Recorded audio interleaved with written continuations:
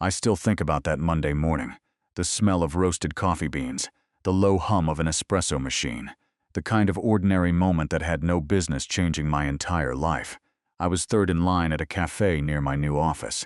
My first day at a new job was tomorrow, and I figured I'd scout the neighborhood, find my coffee spot, settle my nerves. That's when I noticed her.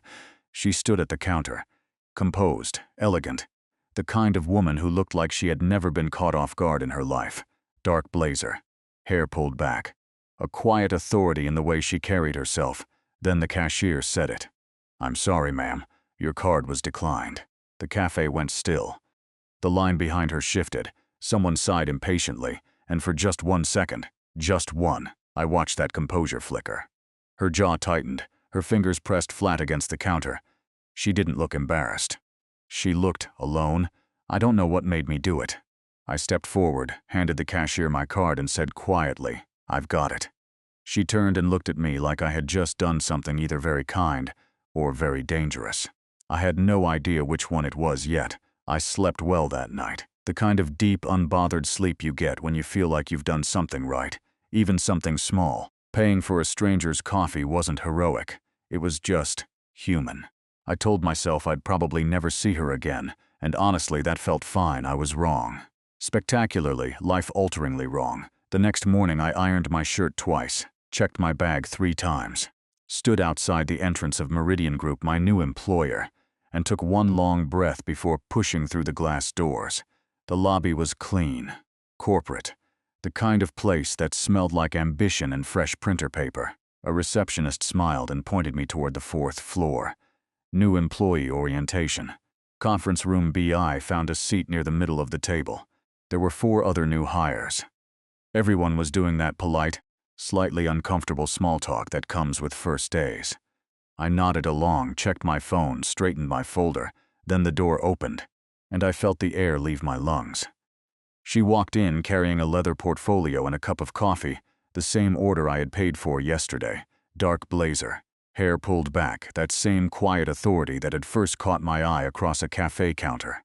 Her eyes swept the room in one professional arc, and then they landed on me. The pause lasted maybe 2 seconds, but it felt like an entire conversation happened in those 2 seconds. Recognition, surprise, a flash of something that looked almost like panic, and then, just like that, it was gone, replaced by a composed professional smile that gave absolutely nothing away. "Good morning. I'm Jennifer Calloway, Director of Operations. Welcome to Meridian Group." I stared at my folder like it contained the secrets of the universe. "This is my boss, my new boss.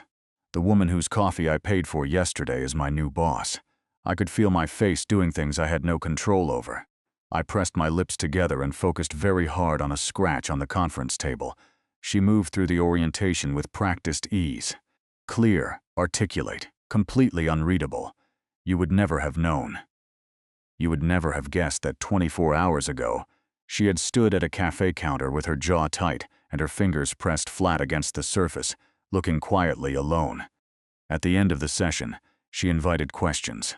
A colleague 2 seats down asked something about performance reviews. Another asked about remote work policy.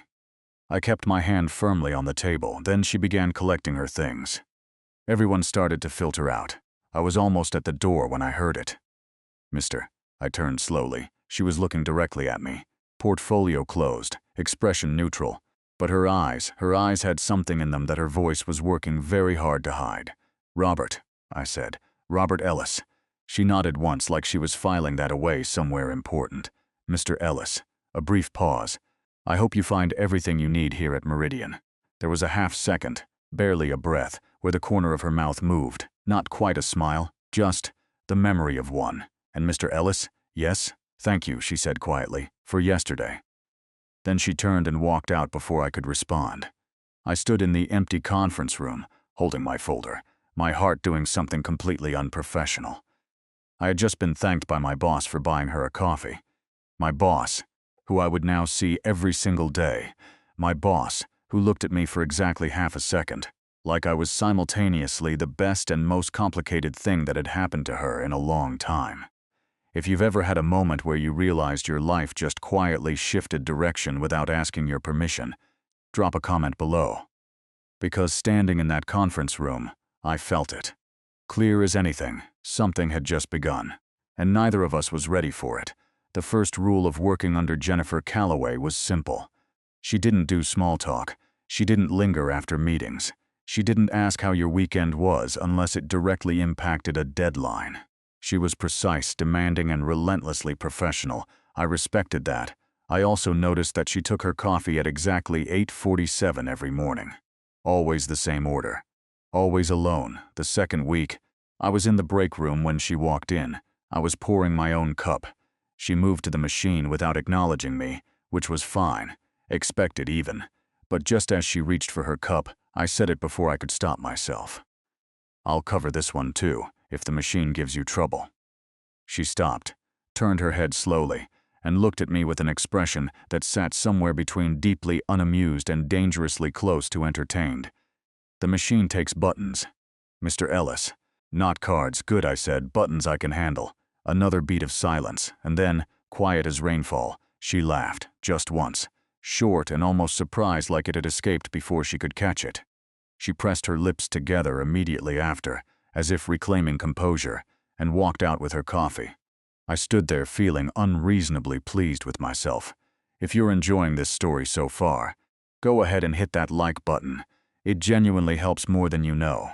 Now, back to the story. That became our rhythm. Quiet, careful, wrapped in professionalism but humming with something underneath. She would pass my desk during a project review and pause a half-second longer than necessary. I would send a report, and she would respond with one precise line of feedback. And then, sometimes, a second line that had nothing to do with work at all. Once, after a particularly brutal budget meeting, she passed my desk and said without looking at me, "You handled that well." "I learned from watching you," I said. She kept walking, but I saw it, the small lift of her chin, the almost imperceptible softening around her eyes. We were building something. Slowly, carefully.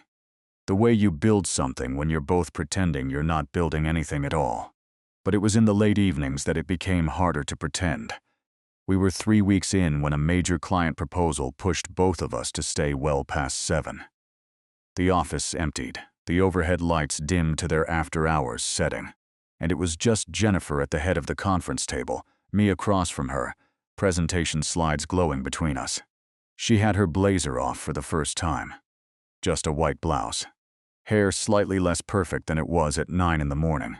And for the first time, she didn't look like a director of operations. She looked like a person.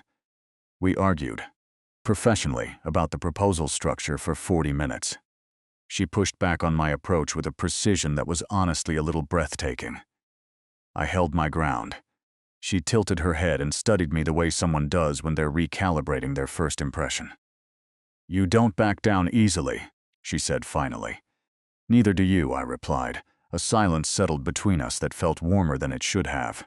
She looked down at the table, traced the edge of a document with one finger, then, quietly, "Why did you pay for my coffee?"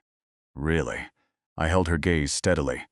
"Because you looked like you didn't want anyone to see you struggling," I said. And I thought someone should. Her expression didn't change, but something behind her eyes did. Something shifted, opened slightly, like a door that had been closed for a very long time. She looked at me for a long, unreadable moment. Then she gathered her papers, stood up and said, "Good night, Mr. Ellis." But her voice this time was softer than it had ever been. And I absolutely knew, that we were no longer just colleagues having a late evening at the office. We were something else entirely.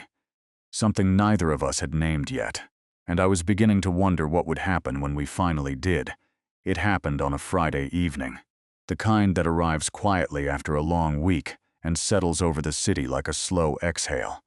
We had finished a client presentation that afternoon, our best one yet. Jennifer had complimented the team collectively, which was her way. But as everyone filtered out toward the elevator, she caught my eye and gave one small nod. Just one.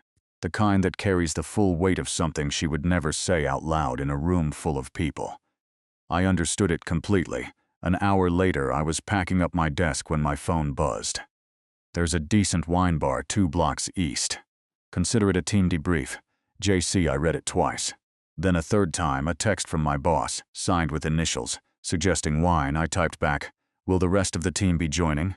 3 dots appeared, disappeared, appeared again. No. I smiled at my phone like a complete fool, grabbed my jacket and left. The wine bar was warm and unhurried. Dark wood, low lighting, the kind of place that makes honesty feel safer than it usually does. She was already there when I arrived, sitting in a corner booth with a glass of red and her blazer folded neatly beside her. She looked. I searched for the right word. Unguarded. For the first time since I had known her, Jennifer Calloway looked genuinely unguarded. We talked about the presentation first. Safe territory. Comfortable ground. But somewhere between the first glass and the second, the conversation drifted quietly, naturally, the way rivers find their own course. She asked about my life before Meridian. I told her about the previous company, the late nights, the ambition that sometimes outpaced the wisdom behind it. She listened with the focused attention she brought to everything, but warmer, more present. Then I asked her. The cafe, I said gently. You don't have to answer this. But it didn't seem like a simple banking error. Her fingers stilled around the stem of her glass. A long silence passed between us. I didn't fill it. I had learned by then that Jennifer's silences deserved patience. It wasn't, she said finally. She looked at the table as she spoke, measured, careful, like someone who had rehearsed staying composed while telling a story that still had the power to undo her. His name was Daniel, a business partner, someone she had trusted entirely, professionally and personally. They had built something together over 4 years, a company, a future, a life she had genuinely believed in, and then, piece by piece, she discovered what he had done. Funds redirected, accounts drained, her name on contracts she had never signed.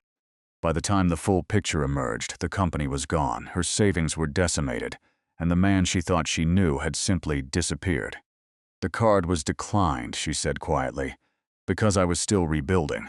14 months later, and I was still rebuilding. Her voice didn't break, but her hand, resting on the table, trembled once, just once, and she pressed it flat, the same way she had pressed it against that cafe counter, and I understood in that moment that the gesture wasn't composure, it was survival. Jennifer, I said. Her name, not her title, for the very first time. She looked up. What he did was not a reflection of your judgment, I said. It was a reflection of his character.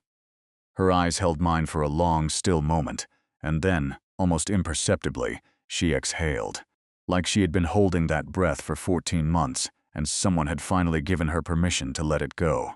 You know, she said softly, a fragile warmth returning to her voice, for someone who buys coffee for strangers, you're surprisingly difficult to dismiss. I prefer impossible to ignore, I said.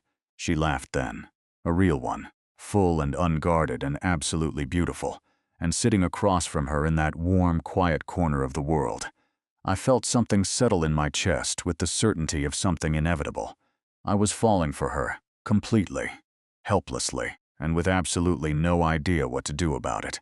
If this story is resonating with you, if you've ever met someone who made you feel like honesty was safe again, share this with someone who needs to hear it today. Let's continue. Monday arrived the way it always does after a weekend that meant too much. Abrupt, unforgiving, dressed in fluorescent office lighting. I walked in expecting nothing dramatic. Maybe a shared glance across the hallway. Maybe that quiet half-smile she reserved for moments when no one else was looking. I told myself I wasn't expecting anything at all, which was its own kind of lie. Jennifer was already in her office when I arrived. Door closed. Blinds angled just enough to signal. Not now. I sat at my desk and opened my laptop. Fine, I thought. She needs space. That's reasonable. By Wednesday, reasonable had become something harder to name. She was present in every meeting. Sharp, prepared, impossible to fault professionally. But the warmth was gone. The half-second pauses near my desk had stopped. When our eyes met across the conference table, she looked through me with a politeness so deliberate it felt like a wall with a coat of paint on it. I sent her a message Thursday morning. Nothing personal. A project update, professionally worded. She replied in 4 minutes with precise feedback and zero warmth. I stared at the response for a long time, so that's how it is. The hardest part wasn't the distance itself. It was that I understood it. I had heard her story. I had watched her hand tremble against a table in a quiet wine bar.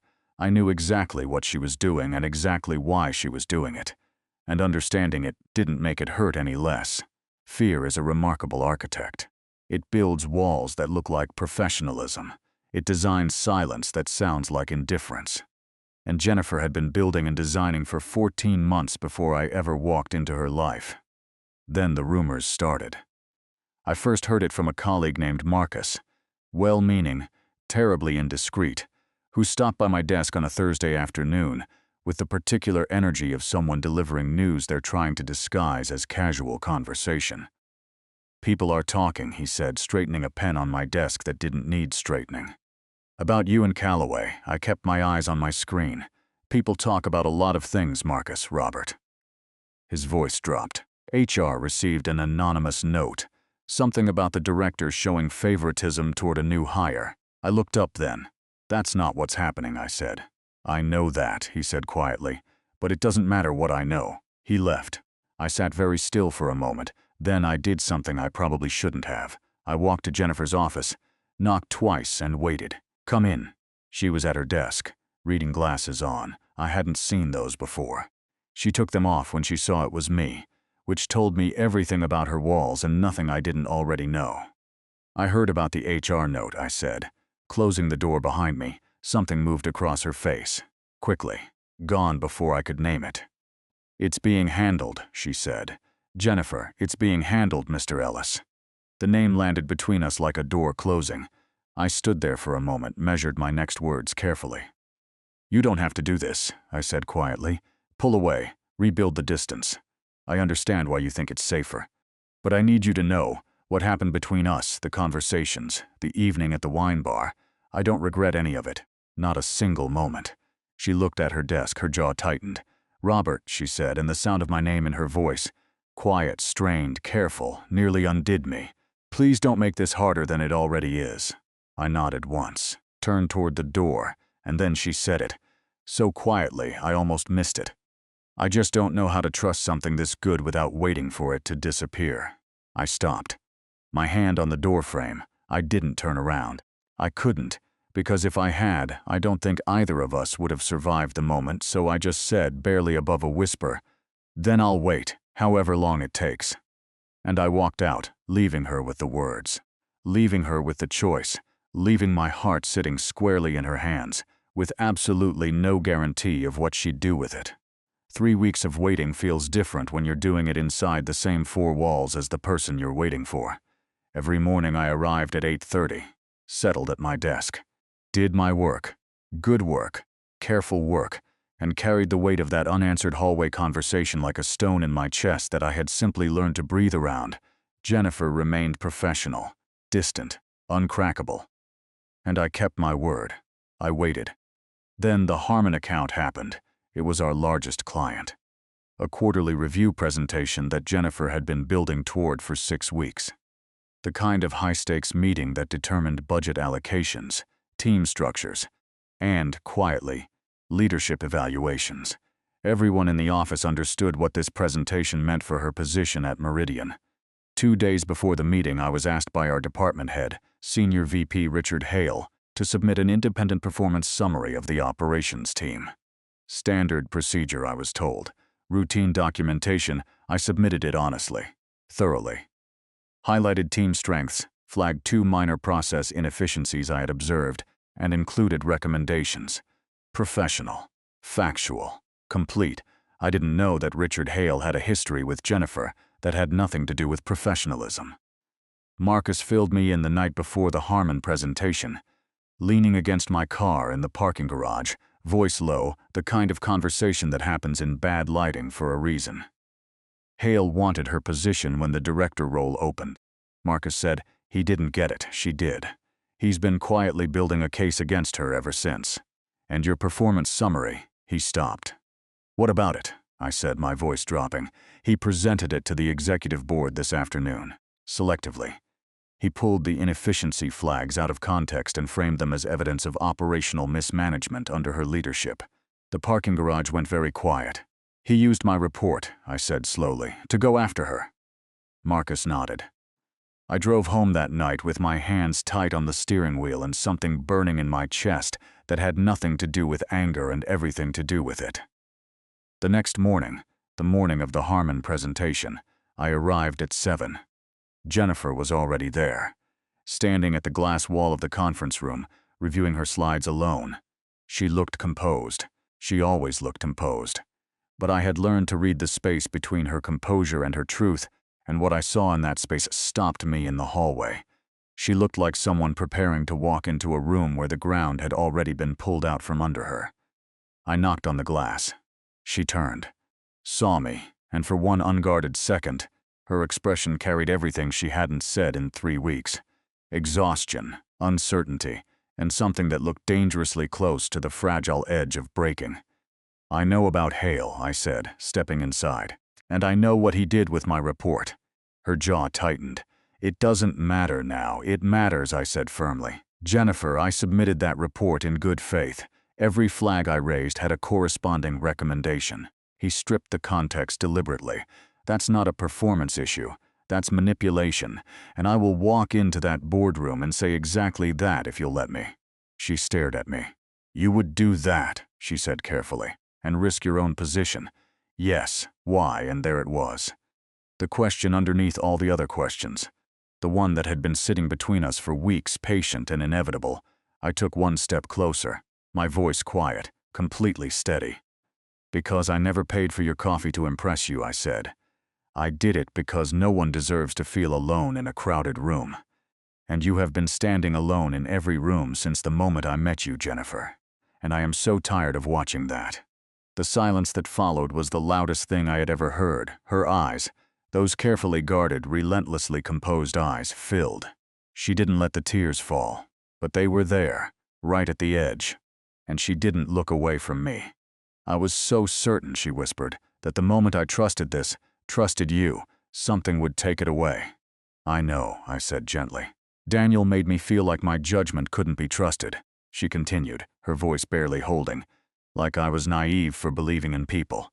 And then you walked into a cafe and paid for a stranger's coffee, and I thought—" She stopped, pressed her lips together. "I thought, what if I'm doing it again? What if I'm seeing something that isn't real?" I held her gaze without flinching. "Then let me show you it's real," I said. "Every day, for as long as it takes." A tear finally escaped. Just one. She caught it herself, quickly, privately, the way she did everything, and then she straightened, squared her shoulders, took one long, steady breath. "Okay," she said, quietly, firmly, like a door opening instead of closing. "Just okay." One word, but from Jennifer Calloway.